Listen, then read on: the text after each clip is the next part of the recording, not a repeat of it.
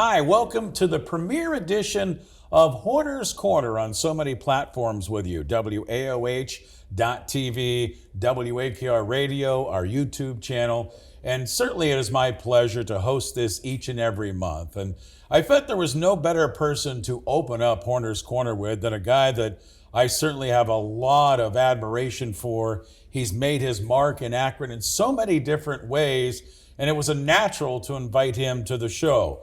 Our first guest is Eric Mansfield, who has paved his way in journalism, an Emmy Award-winning journalist. He served in the National Guard. He's helped us with education at Kent State University. And oh, by the way, he's a playwright as well. He's done a little bit of everything, including playing music in high school with Akron Public Schools. So I'm Ray Horner. I'd like to welcome to the show Eric Mansfield. Eric, thanks for taking time to join us. Great to be here today, and I'm thrilled for the start of the show and thrilled to spend some time with you. Let's go back because it really started at North High School for you. You and Lisa have certainly made your mark, Lisa, your wife, in the greater Akron area, and you told me that's where it started for you guys too. Growing up on North Hill was a great place in town. It still is. It's such a hybrid of people from around the world. There's people there from Vietnam and from Laos with the international community and all the Italian history that's there. So, you don't realize it as a kid. They're just the neighborhood that you grow up in. But it was a wonderful place to grow up with different people from different parts of the community, and I felt like we had a great experience. And Lisa and I met at Harris Elementary School. We both play violin, and we met in music class. And then we were just friends all the way up through Jennings and then the North High School. But I just can't say enough. I thought I got a great education in the Akron Public Schools. I had great teachers in the Akron Public Schools. And I still have a great affinity for North Hill. And it's interesting. We'll go full circle with the arts for you as well, because your art experience started on North Hill and it's come full circle to what you're doing now as far as a playwright as well. So let's take us from high school. You go to the University of Dayton. Yes. And you decide to get into journalism. Was that something you had always wanted to do, or did you get on campus and say, let's try this? I started in high school. I worked at the Viking, which was the student newspaper, and really fell in love with it there. I got to be the editor there. We did recordings for WAPS radio, so I got to do a little bit of broadcast there.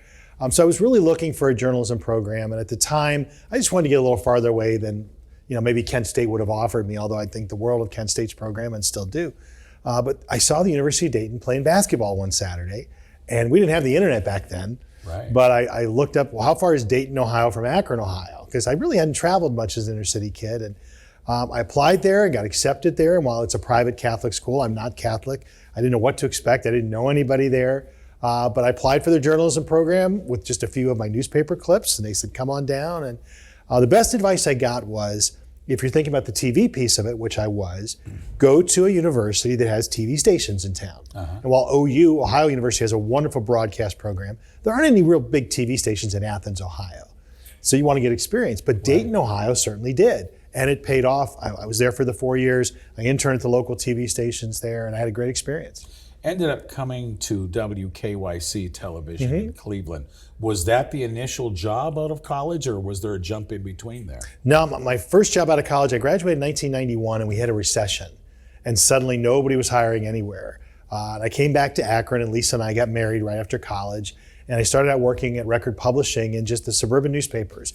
I wrote senior citizen lunch menus for the Stowe Century. I wrote bus schedules and other things like that for the Cuyahoga Falls News Press. I worked at the Twinsburg Bulletin, and I just worked as a writing journalist for about a year. Right. And then an opportunity came up. Jim Cambrick, who had been the 11 p.m. anchor at Channel 23, WAKC, I got an opportunity to move to a bigger station. And because I had a summer internship at the local Akron station, Mark Williamson remembered me. So when Jim left, they moved people up, and I came in at the bottom. And then I was at WAKC there for 2 years. I was still in the military at the time, the National Guard.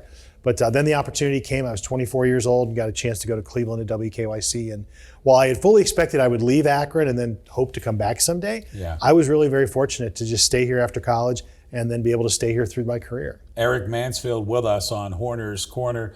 Eric, I've heard some great stories about that crew in Akron from Mark Williamson, and he said, boy, the behind the scenes stories that he could tell us. And I don't know if you can share any with us, but he said they were unforgettable stories. Yeah, you look back and in small town TV, everybody knows each other, and you're the best of friends off camera too, and you're spending a lot of time together covering things. I was there for a couple of years. But what I don't think people realized was how much work all of us did behind the scenes. So, for example, when I'd anchor the weekend news, the sports guy would run the camera while I was doing the 11 o'clock. We'd go to commercial and we'd switch. And I, in my suit and tie, would run behind the camera and run the camera, and the sports guy would do the sports. And then we would take a wide shot and lock it down. At the end, the two of us would say goodnight. And that was it. That was it. People see the movies about TV and they think there's all these people counting them down and all these editors and things. And in small town TV in the early 1990s, there might be 3 or 4 people there on the weekends, more during the week, but we were all doing other things too. And that was exciting. And you just learn to be reliant on each other. I worked with Mark Nolan and Mark Johnson, who both went on to major careers in Cleveland, along with many other journalists who came through there. It was a great learning experience. And as did you. I mean, you go to Cleveland, WKYC television. You're a multi-Emmy award-winning journalist, I might add, but KYC. So talk about how that came about being, and then maybe expand a little bit on the experience. Well, I always tell people if you can learn anything from me, learn how I got the job. And when I applied at Channel 3, again, I'd gotten a job at age 22 in Akron. I was 24. I was looking to make the jump. I didn't know if I was ready or not. But I started calling the Cleveland TV stations, and Channel 3 was like the only one that returned my call. And they said, thanks for calling. We're not looking for anybody right now. So I said, well, can I come up and just meet you anyway? And that was the step that I took. And Tony Ballou, the news director, said, sure, kid, if you want to come up here. And so we went up and we met, and we had a very pleasant conversation. And when we left, I said, I'm your Akron guy. I live there. I've grown up there. I know you're not looking for anybody, but someday you will. And I want you to remember me when that comes up. So, big, bold 24-year-old. Sure. 4 months later, sure enough, their Akron reporter left, and I got the call from them.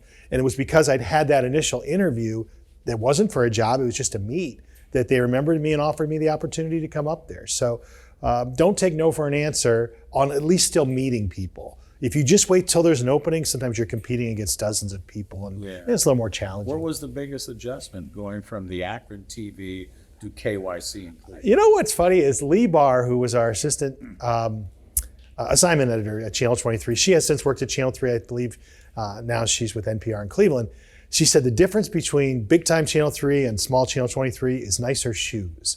And she's absolutely right, because you're out there and you're running and you're nobody ever sees your shoes on TV.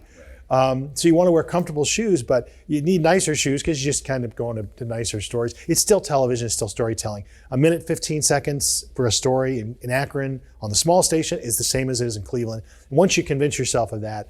But early on, I'm up there, Ray, and I mean, I'm with Judd Hambrick, and I'm with Leon Bibb, and I'm with these, Jim Donovan, these big names, and these people I've watched, and I'm only in my mid-20s, and that was just a wonderful learning experience. I learned so much from being around them and writing Dick Russ, people that are just exceptional at the broadcast craft. In the 90s, I was very, very fortunate to watch them and learn from them. But yeah, nicer shoes. Otherwise, it's still just interviewing people and telling stories. So Eric, with WKYC, we all have our journalism remembrances. I remember being on air with 9/11 in Akron on WAKR, and I'll never forget that day in my broadcast history. KYC, you're up there, you win Emmy Awards. Is there a story or two that maybe stand out that you covered that you're most proud of or you'll never forget? I ended up in the almost 20 years I was at Channel 3, I worked with Dateline 7 times. So the news in itself in Cleveland and Akron and across Northeast Ohio tends to be pretty impactful sometimes. So there were quite a few stories that we worked with the national news on that stayed with you over time. One that really has stayed with me over time is the Teresa Andrews case. Teresa was a pregnant woman in Ravenna who disappeared, and people wondered what happened to her. And then about a week after she was gone, they discovered she had been stalked and murdered by a neighbor woman who had pretended to be pregnant and had killed Teresa for her baby. Buried her. She was married to a police officer who had no idea. He thought his wife delivered while he was at work, and it was actually the neighbor's baby. So it just became this international story. I think it was actually closer to 2 weeks that she was missing, and we followed every step of the way there. So I worked with the national news on that. But of the positive stories, being at the Rock and Roll Hall of Fame the day it opened, covering the Indians in the World Series in '95 and '97, in the All-Star game in '97. Probably the most unique story I ever got to do was I went weightless with NASA. And this was a wonderful experience. They take you up to 35,000 feet, and then the plane just keeps doing this. It's how they shot the movie Apollo 13. Oh. Because as the plane goes up and over, it's like being in a roller coaster, that brief moment of just weightlessness as you go over the top of the hill. So then you're weightless until the plane pulls up, and then it does this again. So it creates moments of weightless. What's funny is the station sent me to the story not knowing that that's what we were doing. They thought that NASA had some kind of like weightless room. They're like, our insurance never would have covered this. I'm like, well, you sent me to the story. So I got to go up with NASA. The story was on the Today Show. It was just a wonderful experience to get up, to be up there for hours. Of course, I got sick like everybody else. I was going to say. But lots of people. I covered LeBron in high school. Certainly that was unique, but plenty of people have interviewed LeBron. I've interviewed multiple presidents who've come to town. The fun thing I tell people about interviewing LeBron in Akron was when I first saw LeBron, I saw him on the football field. They threw 3 passes and he caught 3 touchdowns. And we were just getting footage on a Friday night, and I'm like, who is this kid? And they're like, that's LeBron James. I said, he's going to the NFL.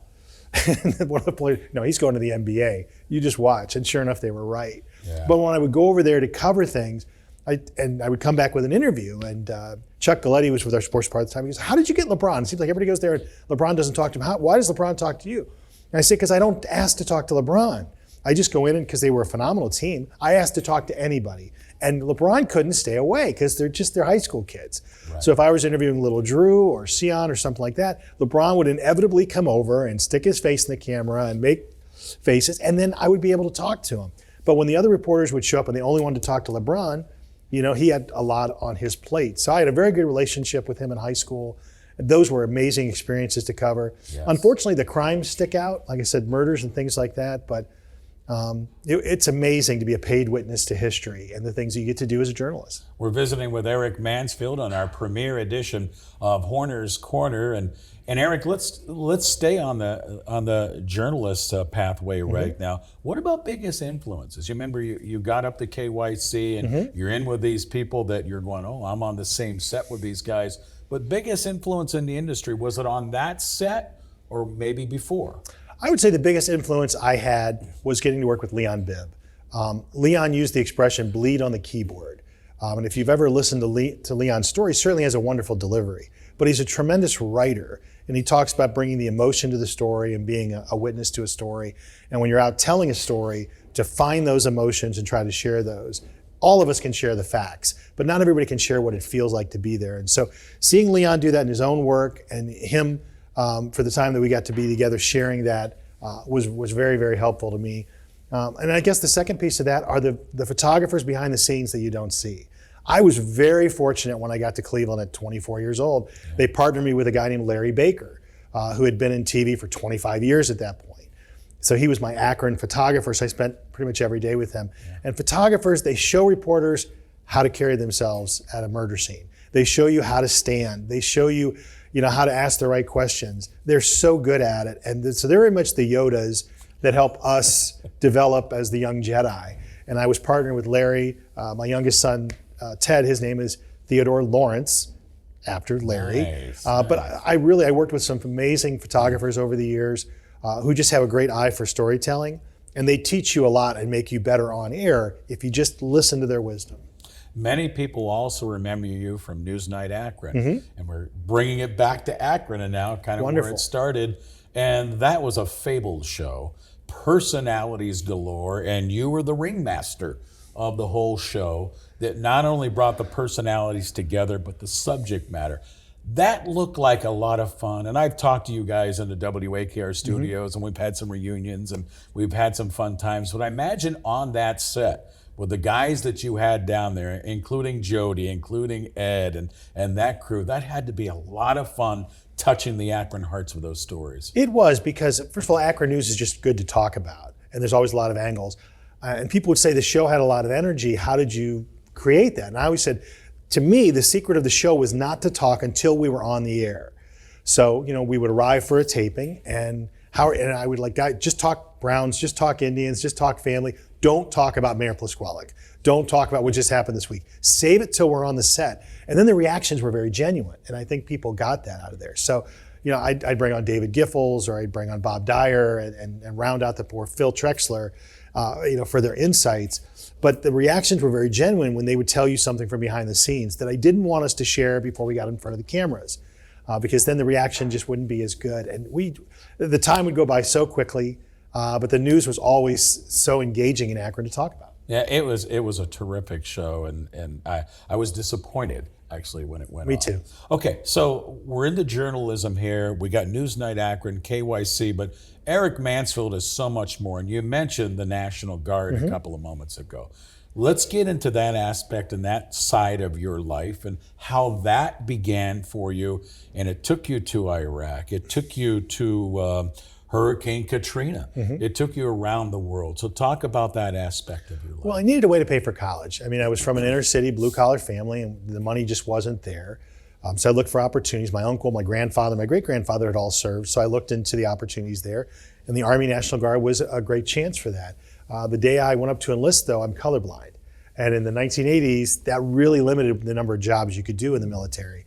So I wanted to be a tanker and blow stuff up, like drive a tank. And I was 18 years old, and they said, you can't drive a tank, you're colorblind. So they offered me a couple of opportunities. One was being military police, and I'm tall.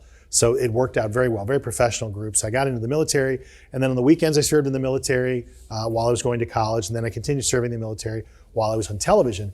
You could always tell because I suddenly had a Friday haircut that was real short, and then the audience would know, well, I guess he's going to be gone this weekend. But I stuck around. I went to officer candidate school and became an officer. So I was enlisted for 6 years and then became a lieutenant. I was a captain on 9/11. And in fact, I was the commander of Akron's only Army National Guard unit, which was that time was on Hawkins Avenue near Firestone High School. 177 soldiers. We were a transportation company. And I was the company commander there on 9/11. So I was part of the 9/11 coverage all day, but I was still answering calls from the military soldiers and their families going, do we need to report? And we ended up reporting that weekend and preparing for deployment. We didn't end up deploying, though, for almost a year until it was time for the Iraq invasion. So I was mobilized in January of 2003. I got 3 days notice, Ray, 3, on a Monday to report on Thursday, and I was gone for 14 months to Kuwait and Iraq. My kids were 8, 5, and 1.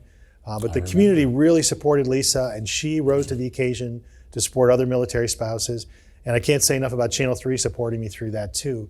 I served with soldiers who came home who lost their jobs or lost their families or lost both through the experience. I was very blessed to keep all of that through there. And then I stayed on to finish 20 years. I retired as a major in 2006. But yes, I went to Central America. I went to Hurricane Katrina.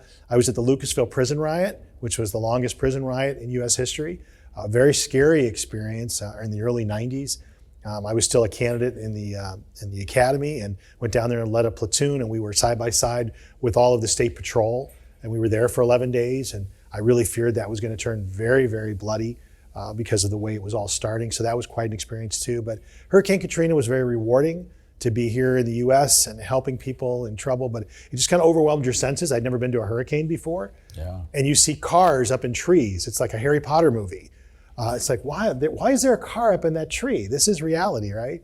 And I thought we'd be there a year. I mean, the devastation was just so extensive. But that was very rewarding to go and help those folks. And I continue to serve the military today. I have an appointment from the Pentagon that I support in recruiting. I go to Washington usually once a year. I'll be going to Fort Campbell, Kentucky for a week of training soon. But my job now is like an ombudsman. I work with community leaders to open doors for the military. I represent the Secretary of the Army at funerals and other events in Northern Ohio, and it's a great way for me to stay connected. I remember interviewing you when you got back from your deployment to Kuwait, and we talked about the experiences there and the sense of loneliness there. And there was a lot of uncertainty at that time too. You're going into an area where there's hostilities there, and you're kind of on the front line there between Kuwait and Iraq, and I thought maybe you could share that experience, because you go back to the early 2000s, many people were waiting for a world war to happen, and you're right there in the middle of it. People will recall that Turkey would not allow the U.S. troops to invade Iraq from the north. So as part of historically, the way the plan shifted, everything came from the south and we came in through Kuwait. Kuwait actually touches, the port of Shuaibah is up there in the north. It's the one spot in Iraq that does touch the water, but for the most part, it's Kuwait that touches the water to get then into Iraq. So all of the U.S. troops are going through Kuwait. So we were in one of the 4 base camps, which were named for the 4 attacks on 9/11. There was Camp New York, Camp Virginia, Camp New Jersey, and Camp, it'll come to me here, New York, okay, it'll come to me in a minute. We were at Camp Virginia, right on the border. So as troops, 150,000 soldiers and sailors and Marines, they're all flying over, they'd marry up in those camps with their equipment and then head north. And my job was to help with the logistics there. But I was part of the invasion, so I was there for the first year. We didn't know how long we were going to be there. I mean, we've reached a point now where people know they're going there for 365 days.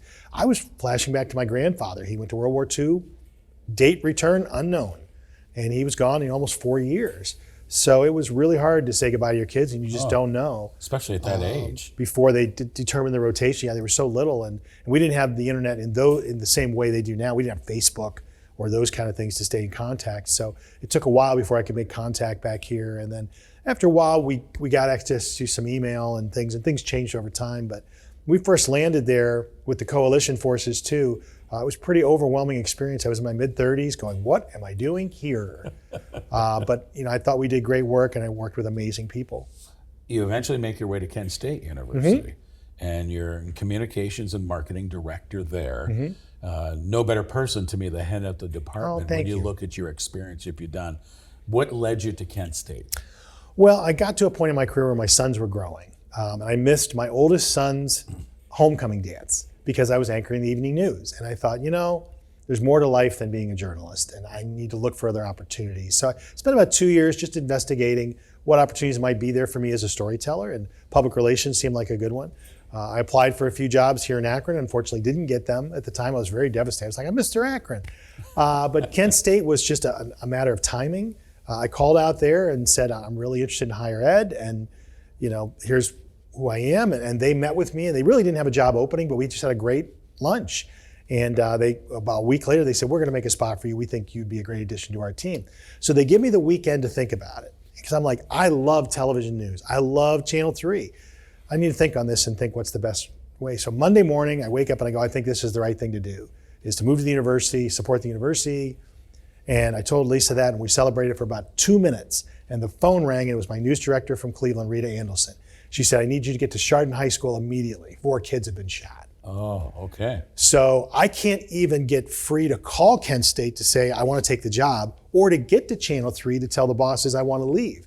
And I go to Chardon, and I'm there for 4 days, as we all remember that incident played out. And it was just overwhelming. So that was the last really big story that I covered. And then, within a few months, I had made the transition to Kent State. I've been there 12 years now. Time just flies by. And it's just a great experience. They're very welcoming. It's wonderful to be around young people. I do a little bit of teaching as well, and to be able to talk to the media on this side and tell the great story of what the university means here in the community. And so I've really been very fortunate that opportunity, I didn't get the other opportunities. I think God wanted me out there, and it's been great, and I work with wonderful people. Well, you're hearing the whole story of Eric Mansfield today on Horner's Corner. I'm your host, Ray Horner, and we'll go all the way full circle now. When we started out talking about the arts way back in elementary school and in the high school, and that's what you're doing now, as well as in the world of education. You're a playwright. Yes. I think it's just fantastic. When this first came into focus for me, I said, okay, Eric's trying something. He's doing a little side hustle here. Well, it has turned into be much more than that. So talk about this endeavor. Talk about what you've been able to do with this. It's fascinating. Well, thank you very much. I call it Eric 4.0. It's like I did TV and the military and university life, and now it's a fourth career. But I always told stories in television, so I was a storyteller at heart.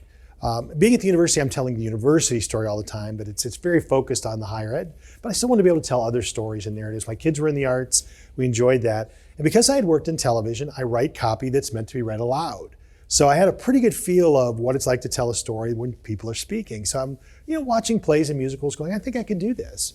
So I started to write a few, and they started to get picked up. And I've since now, I've joined the Dramatists Guild as an official professional playwright. I'm signed with Next Stage Press, one of the national play publishers that has some of my work. I recently had a play now included at the Drama Bookshop in New York City, which is the ultimate place to be as a playwright. So my plays are on the same shelves with all of the great American playwrights of all time. So to have one of my plays included there is very wonderful.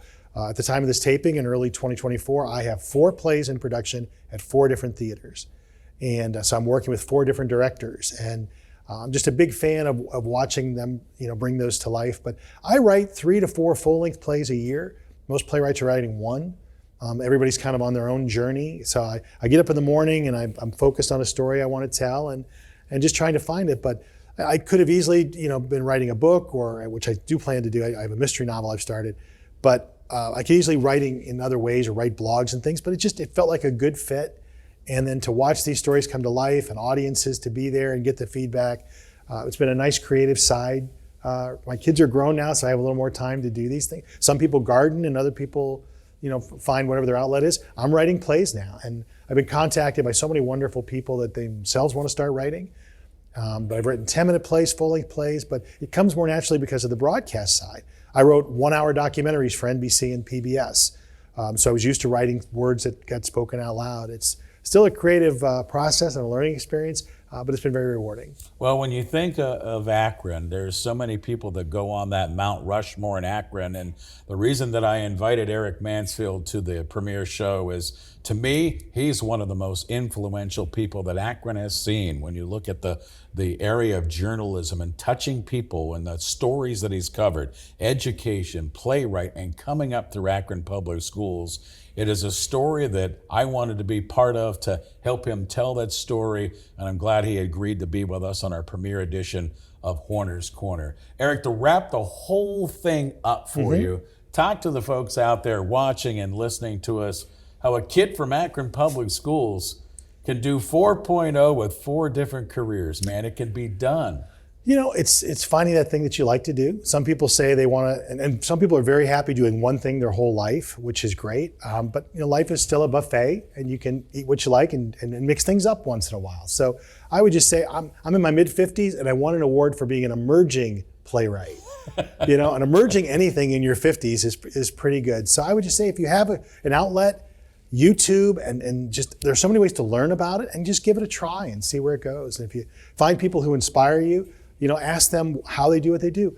Real quick, I asked Terry Pluto very early on for some guidance, and he was extremely supportive of getting after it, creative writing, and being serious about your craft, along with others, David Giffels and others here in town. So I've been very fortunate to have people who have my back, and if I can do it, you can do it too. There you go. Eric, thanks for joining us. Thanks. There you go, Eric Mansfield on Horner's Corner. I'm Ray Horner. Thanks for watching. Thanks for listening to the premiere edition of Horner's Corner. I'm Ray Horner.